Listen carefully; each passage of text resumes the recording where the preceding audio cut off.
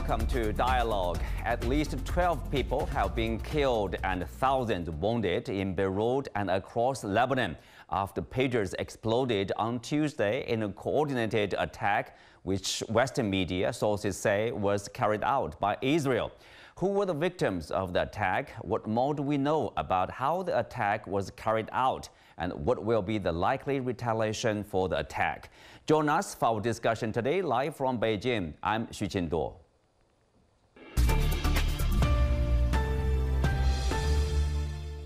Joining me today are Jamal Ghosn, columnist at Akhbar newspaper, and Ghanbar Naderi, journalist and political commentator, and Wang Jin, director of the Center for Israel Studies at the Northwestern University in China. Welcome to Dialogue. Jamal, I will start with you since you are in Beirut, I understand. So what's the situation like now in the city, and is there a panic response to this unexpected, large-scale attack? I mean, obviously, it was a very wide-scale attack that's unprecedented in terms of the confrontation with the Israeli occupation throughout the history between the two countries. So this is definitely, there was a big sense of shock and a somber mood yesterday. People are starting to wake up from that. Starting to realize and dealing with the aftermath of it. Clearly, it's a very painful day. As you mentioned, there are thousands of injured people and 12 killed confirmed so far. And this is not a minor event at all. So there is a bit of shock throughout the country. But people are starting to wake up from that and trying to think about the day after. Mm-hmm. So what's the response from the public as well as the government, Jamal? Well, I mean, the official government position is that of condemnation and resorting to the international legal channels through the UN to file a complaint against this indiscriminate, wide-scale attack, terrorist attack. Because we can definitely call it a terrorist attack because it was indiscriminate. We saw videos where these booby-trapped pagers went off in very public places, in supermarkets, in grocery stores, in cars, which would turn vehicles into basically uncontrolled weapons. It was a very wide-scale attack that affected a lot of civilians, and this is what it is. Mm-hmm. Ghanbar, if you look at what happened, most of the Western media are pointing finger at Israel, but the Israeli side have so far refused to comment. So what more do we know about who could have launched this large-scale attack? But definitely a state actor, because this is very complex and sophisticated. It has involved days, if not months, of meticulous planning in order to pull off this particular attack yesterday.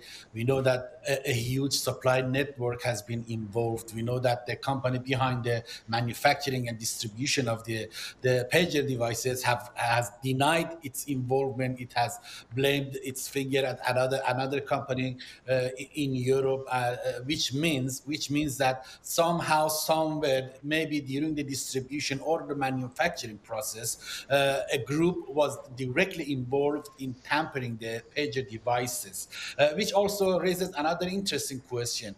Is Lebanon or Hezbollah or the victims going to be able to sue the company in Taiwan or in Europe that was behind the manufacturing and distribution of these deadly devices to Lebanon? I don't think that is going to happen, for the simple fact that Lebanon is under sanctions by the West. Hezbollah as a terrorist group is under sanctions by the West. And at the same time, we know that the West is fully behind the Israeli government and the ongoing conflict. So I'm afraid at the end of the day, the civilians in Lebanon, not just the Hezbollah operatives and personnel, but the civilians are no longer collateral damage. They are also part and parcel of this new psychological warfare raised by the Israeli government. Reportedly, Israel hasn't accepted any responsibility yet. But as I told you, definitely there is a state actor behind this massive and coordinated attack in Lebanon.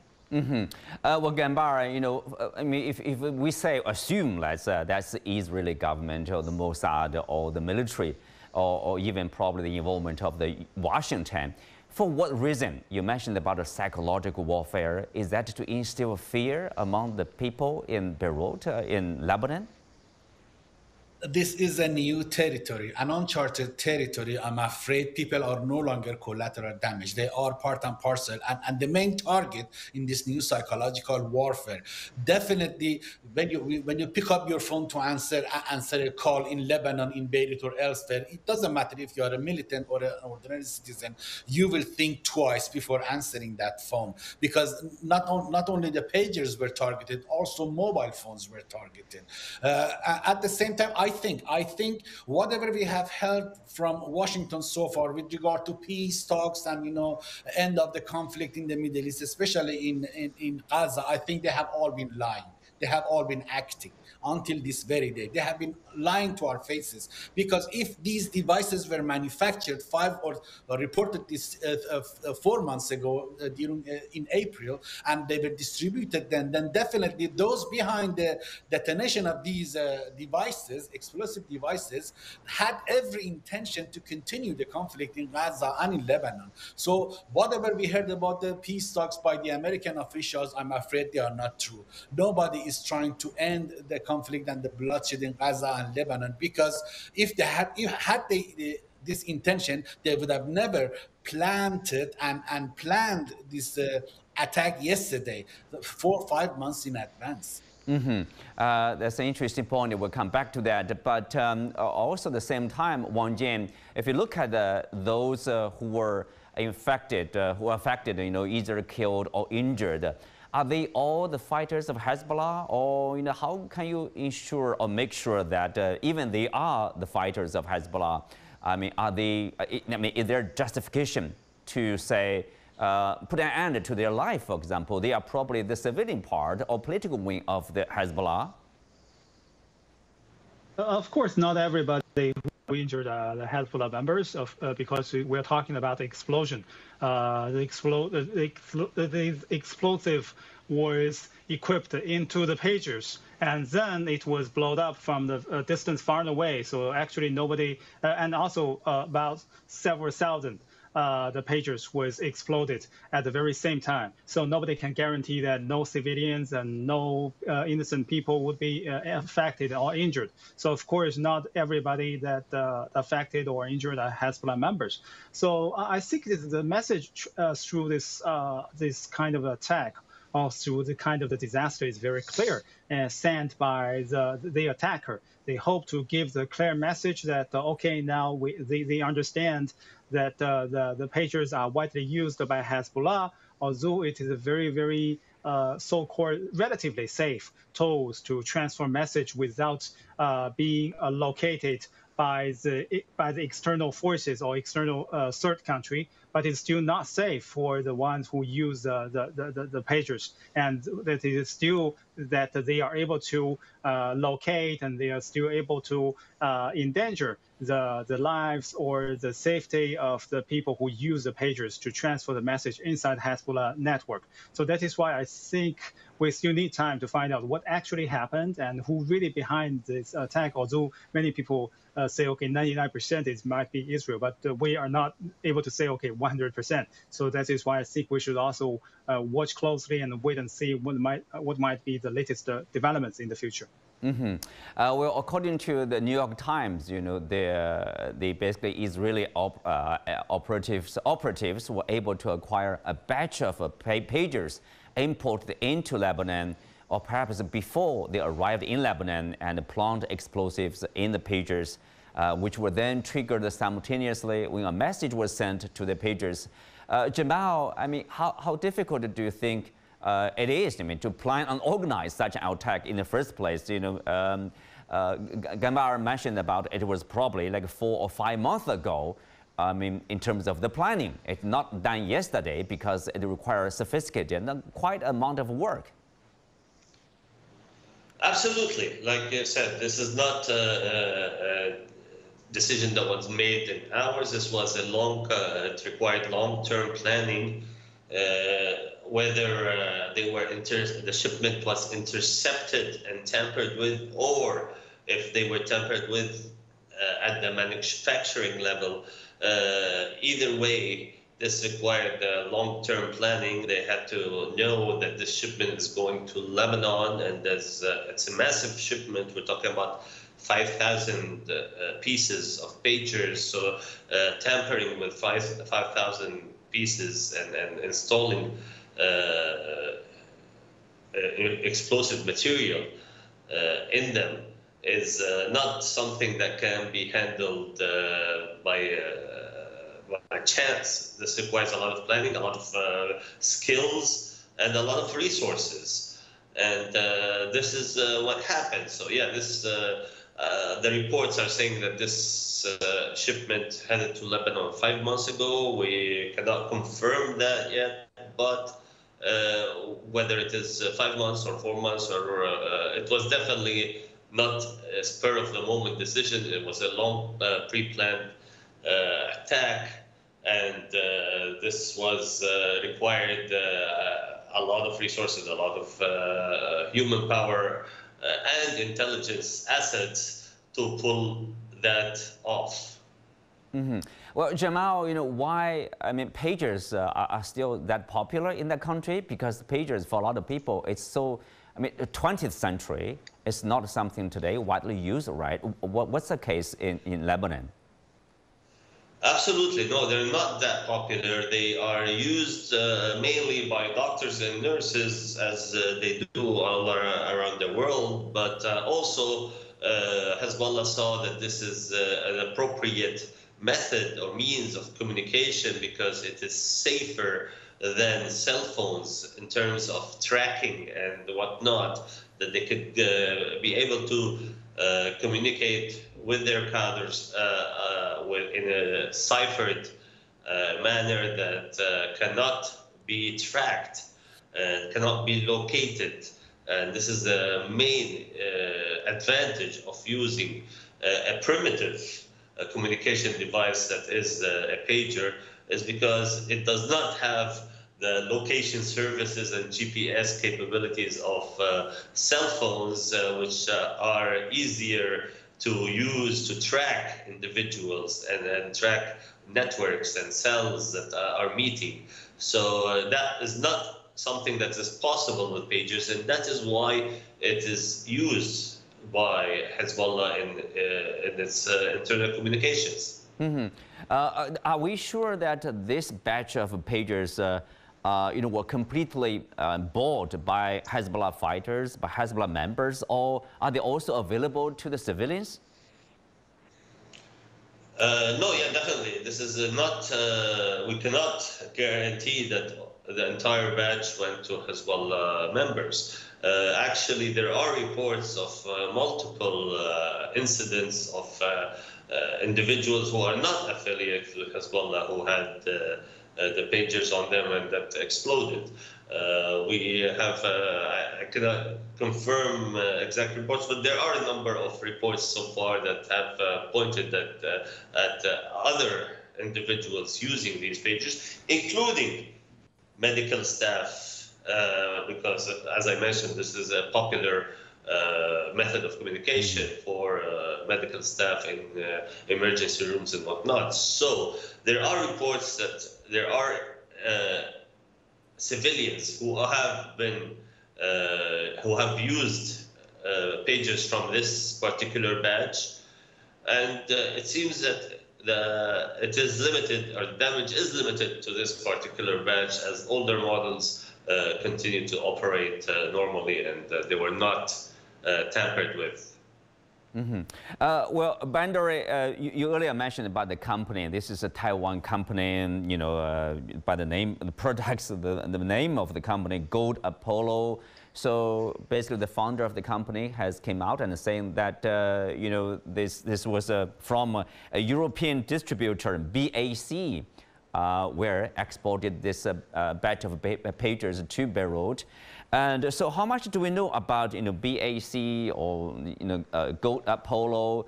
Who should be held accountable? Well, most of these companies are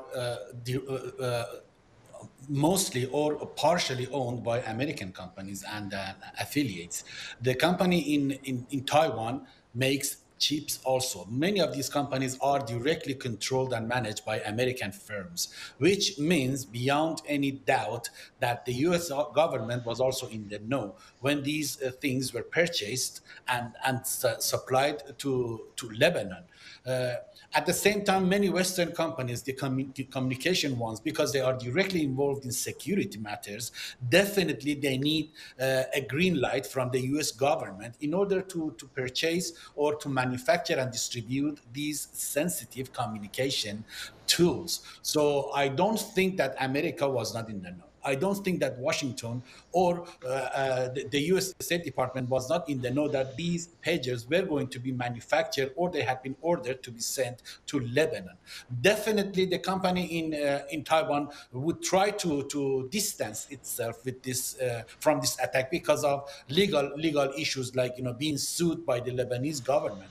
But I don't think those in Europe, the so-called the subsidiary of the Apollo in Taiwan, is afraid of any lawsuit because it knows very well that Taiwan is under sanctions. It knows that Hezbollah is under sanctions, and they cannot have any legal representative in the European courts in order to push for justice for all those victims in Lebanon. So, as I told you, this has been meticulously planned well in advance, maybe 4 or 5 months in advance. They knew it very well that one day Israel or another person, another state party is going to detonate these devices remotely, so they didn't care. And it's so difficult to understand, to prove that the company that manufactured or supplied these devices was not in the know. No, that is not going to happen because when you have a brand new device, a communication device like pager or mobile phone, they are in pristine condition. They have been meticulously cleaned and they have been manufactured and packaged by the manufacturer. It is so easy to find out if these things have been tampered along the way during the distribution channel. So I think the company that manufactured these devices was knowingly or unknowingly involved in the plan in the insertion of these explosive devices that finally managed to injure and kill so many people in Lebanon. We are talking about thousands of pagers. How is it possible not to, identify that they have been tampered earlier in advance, unless they have been manufactured and have been supplied in pristine condition by the company. Well, Ghanbar, like Edward Snowden revealed when he basically filed a post on X.com. Saying that back in 2013, he was looking at a picture of the top secret photo, basically, of the NSA, National Security Agency of the United States, intercepting packages, basically, en route to the destination. Of course, during the process, they can basically install malware or surveillance devices for their own purpose, right? So are we basically experiencing a similar practice, probably by a state factor like Israel, or in the joint operation by Israel and Washington? Nobody knows. But somehow that was tempered, was installed, these explosives to those pagers? This is not a traditional military conflict anymore. We have a new psychological warfare that is amalgamated with cyber attacks. We are in the 21st century, not the 19th or 20th century. The war has changed. This is an uncharted territory in which, as I told you, the civilian populations anywhere in the world are no longer collateral damage. They are one of the main targets of these psychological warfare and cyber attacks, and I'm afraid this is going to continue. Even Hezbollah is going to use this kind of methods from now on. Why? Because this is the 21st century, and the new communication devices are so easily manufactured, can be tampered, can be tracked, and can be detonated from afar by a state or non-state actor. So I'm afraid we will see more attacks like these in the future, both by Israel, even by Hezbollah, and even by the United States. It has happened in the past. It happened yesterday, and definitely it is going to happen again, one way or another. This is a new warfare. This is a new uncharted territory, and we are all going to be targeted if the state or non-state actors want to target us. Well, Bandra here, Ghanbar, interesting you mentioned about this, you know, like here, you know, somebody would compare this, like if this happened in New York, in Paris, in London, 28,000 mobile phone users, like iPhone users, somehow got explosives at the same time. People would call, and the Western media would immediately call it like a 9/11 style mass terror attack. What about this one? Is this a terror attack, or is it simply part of the retaliation, you know, back and forth between Hezbollah and Israel?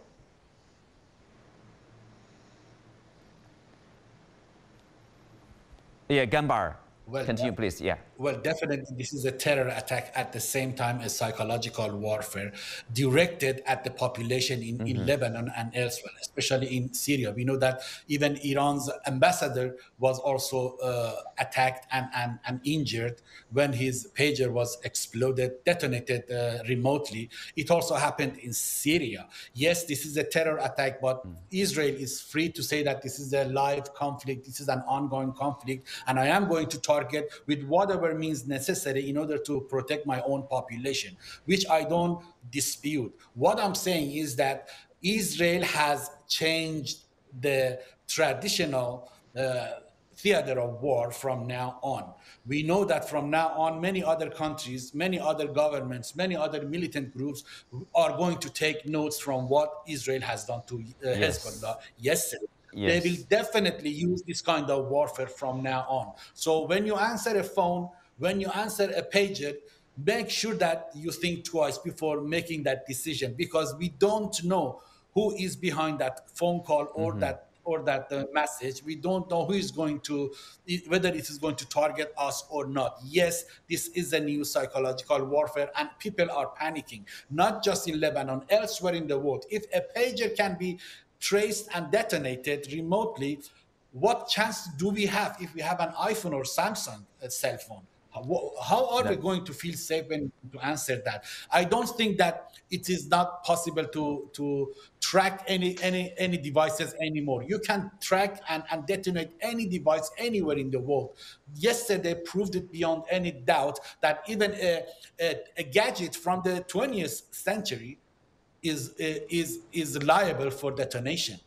Right. Wang Jin, I want to have your opinion here. Obviously, we are seeing, do you agree that basically, you know, this is a new law, an unprecedented practice of tapping the mobile devices or personal devices? I mean, as if you're using Snowden's words, everybody is getting less safe. This is impactable globally. Sure, nobody will be safe because we're talking about not only the pagers.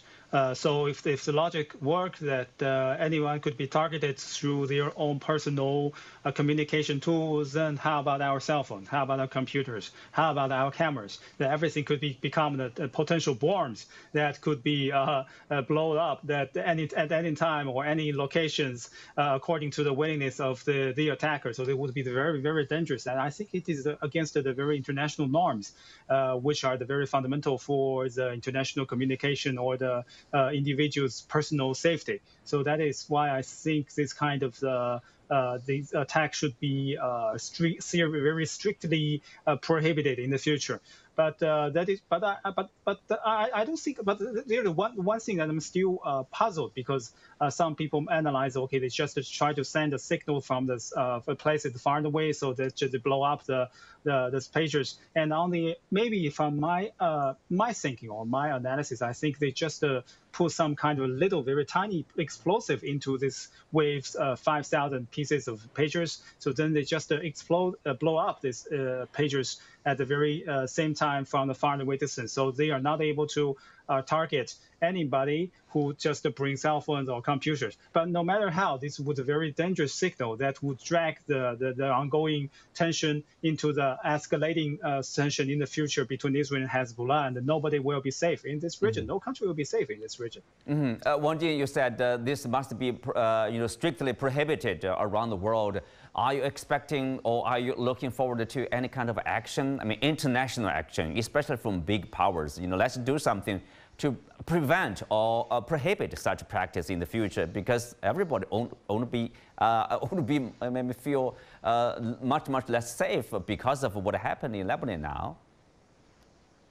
I think that the international community should do something, because now what we are looking at the news reports that, okay, now the individuals, they carry out the pagers, then the pagers were blown up, then the individuals who carrying the pagers get injured. But let's imagine if the one individual, he just got into the airplane with a pager, or if it just go there with the boat or driving a car, it would lead to much more casualties and much more people deaths, because the airplane might come into the land directly with the explosion. So it would become more dangerous. So that is why I think the international community should do something in the future. On the one hand, call for the related parties to stop using such channels of the attack against each other, and on the other hand, try to investigate very deeply how the things go and what happened and why this kind of the pagers could be turned into the explosives to hurt everybody inside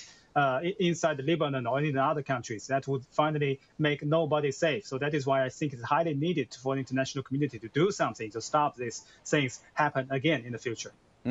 Well, Jamal, this Hezbollah has said about retaliation. So are we expecting, let's say, and probably not for long, there will be some retaliatory moves from Hezbollah? Is it going to escalate into a wider or much larger, a conflict probably involving not only Hezbollah but maybe with the support of Iran, for example? So anyway, are we moving to a more dangerous zone here? I mean, absolutely. I would think that there is no chance that Hezbollah will let this pass without retaliation. There needs to be some sense of deterrence that Israel needs to be held accountable for that action. Otherwise, they will do it again and again, and they will do other similar attempts. So there's no doubt that there will be retaliation. I'm not sure it would involve anybody but Hezbollah, because in previous incidents where we've seen Israel assassinate military commanders and whatnot, we've seen Hezbollah retaliate on their own. They did not have assistance or involvement by Iran or otherwise. So they tend to retaliate on their own, and I think this is going to be the situation, and it will be very soon. There will be a retaliation, and it will be carried out by Hezbollah on their own. Well, with that, we come to the end for today's show. Many thanks to our guests. You can also find us on the CGTN app on YouTube. Thank you for being with us. I'm Xu Qinduo. See you next time.